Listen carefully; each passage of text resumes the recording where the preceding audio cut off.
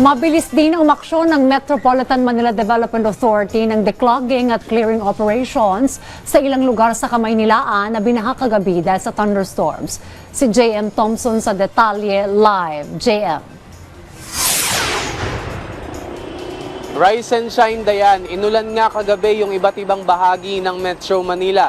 Kaya naman yung ilang lugar ay binaha rin dahil sa mga basura na nakabara sa drainage. Agad namang umaksyon ng MMDA para tanggalin yung mga basura at maayos na dumalo yung tubig ulan para humupa ang baha. Ilang drainage inlet sa EDSA Balintawak, Quezon City, sa Makati City at Malabon City ang nabarahan ng mga basura kagabi matapos bumuhos ang malakas na ulan.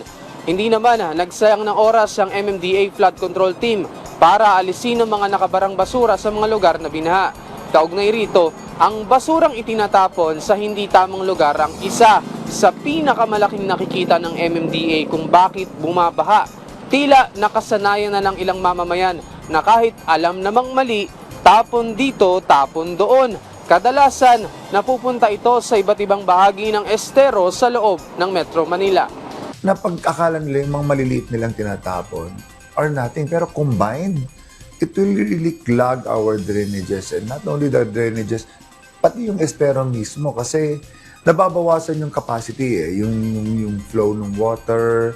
Hindi naman tumitigil ang ahensya katuwang ang DepEd, DPWH, DOLE at iba pang ahensya ng pamahalaan na ipagpatuloy ang kanilang paglilinis sa mga identified esteros na malapit sa mga flood-prone areas. Malaking bagay naman ang responsibilidad ng bawat mamamayan sa paglaban sa baha, lalo na ngayong tag-ulan. Itong mga pagki-clean up ng mga estero natin, it's not just about a whole government approach. It is also about the responsibility, collaboration, coordination ng not only LGU but also syempre the private sector. Yes. So it's very safe to say na ang kalinisan sa kapaligiran ay responsibilidad ng bawat isang mamamayan.